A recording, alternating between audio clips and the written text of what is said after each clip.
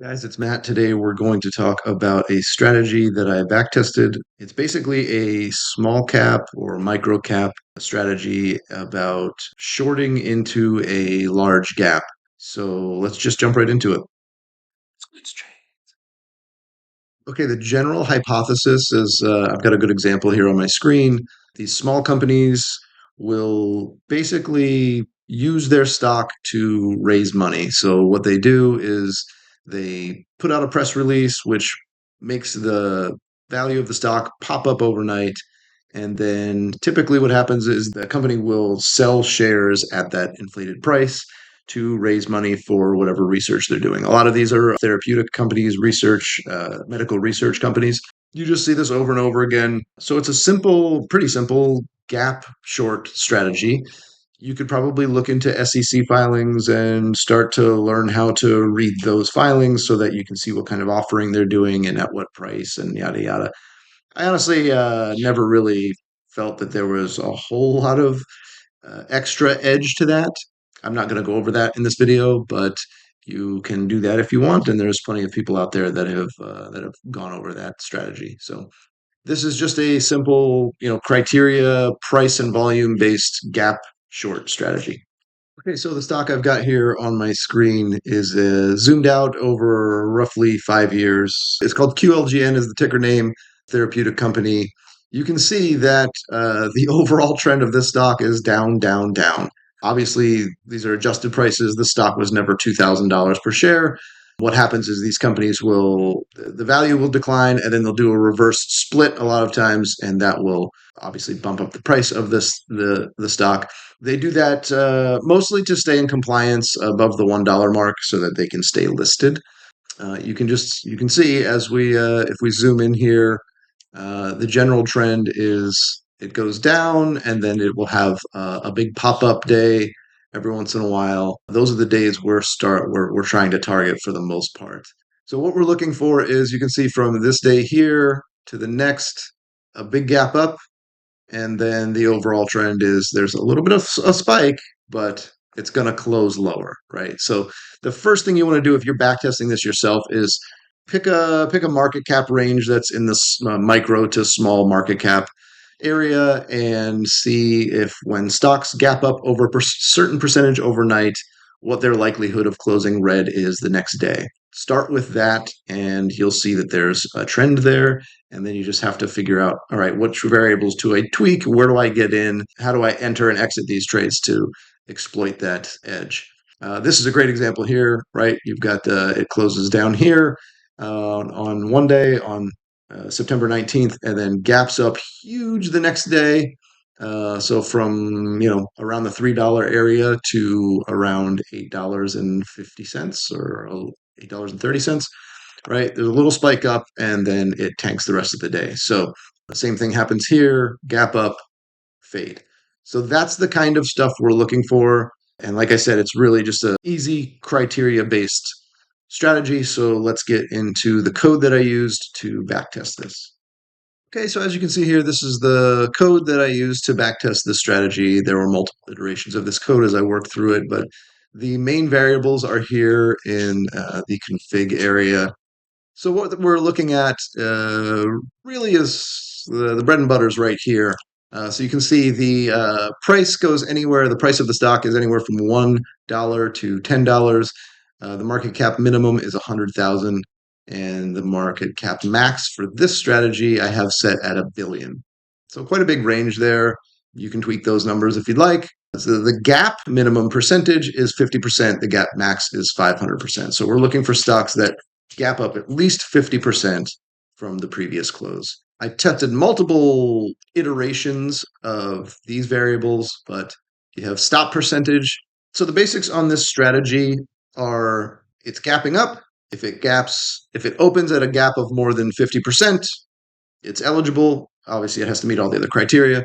The entry of the strategy is either right at the open, so basically the opening print, or a certain percentage above the open. Those are two things I tested. And then you have your stop percentage. So at what percent do you put your stop? That's above your entry price. Then you have your target percent. That's where you take the trade off if it hits it. This right here in the code is where you set if you want your entry mode to open or above open percentage. And then this is the percentage you would use above the opening price. The entry time that I ended up settling on was around 10 o'clock. So just the first 30 minutes of the strategy. Obviously, that doesn't matter if you're entering at the open, but if you're entering on the percentage basis, then there's a cutoff time. So that's mostly because I don't like to sit any longer than I have to watch stocks and see if they're going to give me an entry. Some of the other criteria: 30-day average volume, minimum and maximum. There's a fade percentage. I actually never even ended up testing this. I used to use this as a criteria on this strategy years ago, but I didn't find it to even be worth testing this time around. I literally didn't even look at it, but it's there in the code if you want to. And then pre-market volume, minimum and maximum. So those are the main variables that you can tweak to run your different tests with this code. There's also some more nitpicky stuff. There's a trailing stop loss that was put in here. Ended up not really using that either. I tested it, but it ended up not really making a difference. And for me, why make a strategy more complex if it doesn't really provide more edge, right? That just doesn't make sense. And again, if you're doing like trailing stops and stuff, do you have to sit for that? Do you have to check in a lot throughout the day when you could just kind of, Ron Popeil set and forget and just let it ride and then not have to, be checking in on it and spending a whole bunch of time and mental energy on it. There's also variables for slippage, commission, starting equity, how much risk per trade. I also put in some code about using a Kelly criterion. Whether you can do that or not, you can turn that on or off in the code. There's some cool stuff going on in here. But let's jump into the results of the back tests that I did. Okay, these are the results of the initial back tests that I ran. By the way, these are from about 2015 to 2025, so about 10 years of the time of the back test. In fact, it was October-ish of 2015 to October of this year. You can see the initial stop. Now, this is something that's going to freak people out probably. The initial stop of 100%.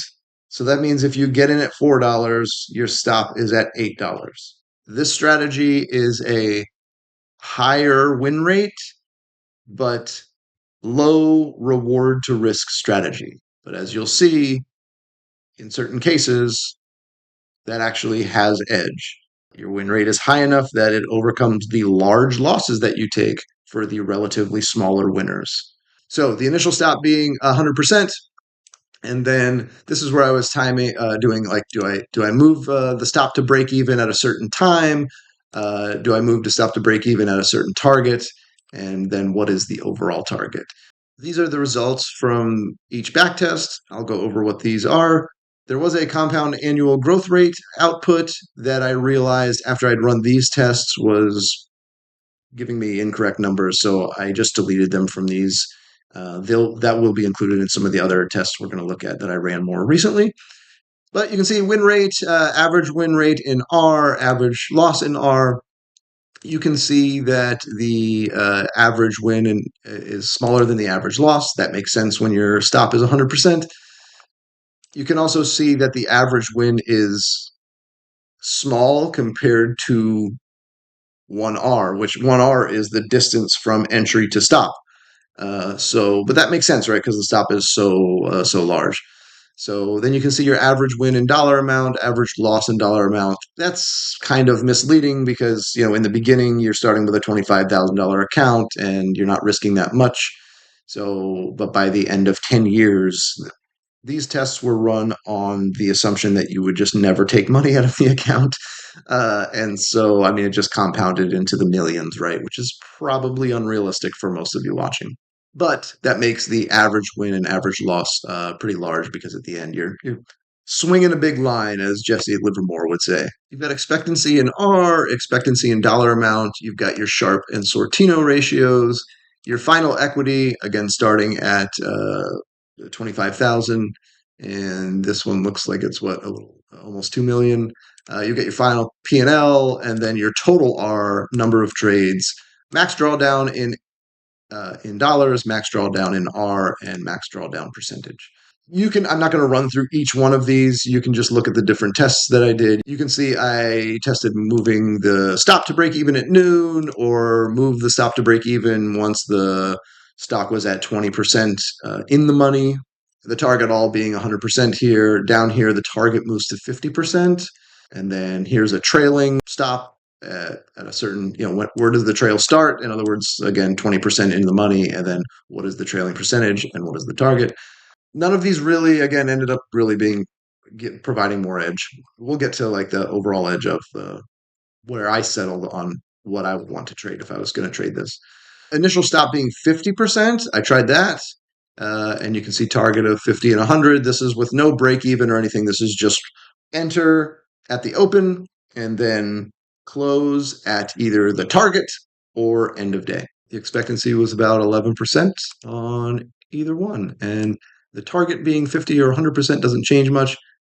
Okay, and then I did some tests using Kelly criterion for sizing. If you're not sure what the Kelly criterion is, go look that up. It's definitely worth looking into. I learned about Kelly criterion originally from Chris Verma. I know I've talked about him quite a few times. I was a member in Chris's room, and yeah, he's a smart guy doing some cool stuff.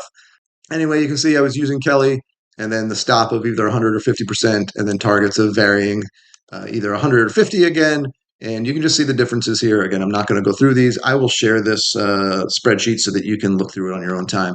And then these were non-Kelly, basically just risking 5% of the equity in the account, and the same other variables. So now what I did here was I was like, hey, what if we turned this into a low win rate, high reward to risk strategy, right? Like some of the other back tests I've done on this strategy, like the opening range breakout with the TQQQs. You end up with a really low win rate, but you just hit home runs when you do win. You can actually do that here. So the stop of 5%, target of 50%. Now, the difference here is that these are not getting in right at the opening print. These are getting in 10% above the opening print. I found that in my back test to be an important variable. You might find otherwise if you back test this. Maybe I made some mistakes. So double check, do your own work. But so each one of these is getting in above 10% above the opening print. The target is 50%. The stop, however, changes from 5% to 100%. You can see much lower win rate here, much higher win rate here, from about 23% to about 75%. And then the average win and average loss, those adjust accordingly. These compound annual growth rate figures are correct. So you're looking at about 20% compound annual growth rate for the 5% stop, and about 82, 83% for the 100% stop. Again, that was for 2015 to 2025. Then what I did down here is the same variables, but just from 2020 to 2025. So the win rates and the expectancy didn't really change much, cutting out the first 5 years, 4.5 years, whatever that was. Let's look over here. So now I did these instead of being 10% above the open at entry, I just ran some at the open, and you can see how this differed then. All right, so those are the numbers. What I settled on is this strategy right here, or this one right here. Enter 10% above the opening print, target 50%, stop 100%. So you enter, set your stop, set a target at 50%, let it ride, check in with 5 minutes to go, and see what happened. You literally just set this at the open, or not at the open, but within the first half hour of the open. If it hits the 10%, check in at the end of the day. That's it. Set it and forget it. If you're going to use this code, which I think I will make available on my Google Docs page, it will spit out a sheet like this. This is all the trades that the backtest took, has the entries and the stops and all of that, and tells you whether it's a win or loss and all of that fun stuff. Okay, really quick, I wanted to show you, this is Chris Verma's website. I don't get paid to endorse Chris. I don't make any money if you go join his chat room or anything like that. There's no affiliate links. In fact, I won't even put a link probably in the video description. On his page, on his blog, he has a couple things about, calculating your edge and your expected growth, and then also what the Kelly criterion looks like. And so he's got some examples here that show you what Kelly criterion is and how to use it as a trader. Definitely worth checking out if you're not already familiar with those concepts. One other thing that I will mention really quickly is just quantguild.com, and there's a corresponding YouTube page by Roman Paolucci, I think his name is. He talks about Kelly criterion. I haven't really checked into Quant Guild very much yet. Probably will at some point, but definitely check out his YouTube channel. That I will put a link to in the description. And just wanted to mention his website. I think he's doing a lot of really good work. Just his YouTube channel is honestly, it's more than most of you are ever going to need probably as a retail trader. But I find it fascinating the mathematical concepts that he teaches on his channel. I don't get paid to promote this guy or his business, and there will be no affiliate links. Okay, what I wanted to show you really quickly was also the plots that this code will churn out for you at the end. Some of them I actually don't really think are that helpful, but they're still in the code, so I'll show you. It'll plot the equity curve.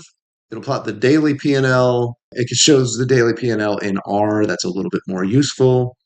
Here's cumulative P&L in R with this is the max drawdown here of 2.17 R. Again, remember that we're using 100% stop, so 2.17 R drawdown is actually pretty freaking huge. But you can see that with the R, it's a pretty steady growth rate. I mean, you've got your drawdowns, but again, it's a high risk to reward strategy. So when you get stopped out, it's a big stop. And then here is your drawdown in dollars, which again, I don't find that totally useful because obviously it's going to be bigger here when you're risking more money and your account size is bigger. But here's the drawdown in R. You can see most drawdowns are around 1 to 1.5 R. And then there's the big one here in 2025 when you got spanked a couple days in a row or maybe even twice on one day. I'm not sure. We'd have to look into that if you want to. Yeah, I just wanted to show you an example. This is the most recent trade I took on this. It's on PHIO, and this is on November 3rd. This actually may not have met perfectly the criteria. I believe it was a little shy of the 30-day average volume minimum, but I liked the way it looked because I've been looking at gappers for quite a few years, and so I took it anyway. This is still pre-market here. The opening bell is here on this candle. So you can see it opened at 347. And if you take the 10% strategy, then you'd be getting in at 3.81, $3.81, which it hits here on this candle. So I entered here and then see it, a little bit of a pop. Obviously your stop is, somewhere in the $7.60 range, I think, right? If my quick math is correct. And then, so it's way up here off the chart is the initial stop. And then you can see it just kind of faded all day. Had this nice drop candle here. This was very lucrative.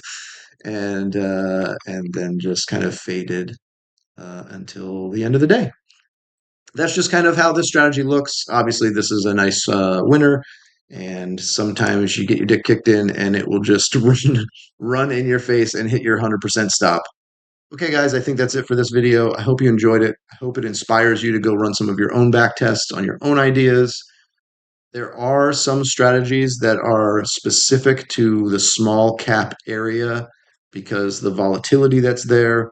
Look into those if you like that style of trading and you think it might fit with your overall portfolio. Good luck. If you have any questions, let me know in the comments. If you liked it, hit like, all of that stuff. Please subscribe. Trying to grow the channel, trying to get this information out there, and trying to do it in a way that I feel is honest and not like most of the scam assholes that are out on YouTube. We'll see you next time, guys. And my dog is just going to get a drink of water while I'm trying to record. So that's nice. Collapse the ribbon. Who will not wear the ribbon? Who? Who doesn't want to wear the ribbon?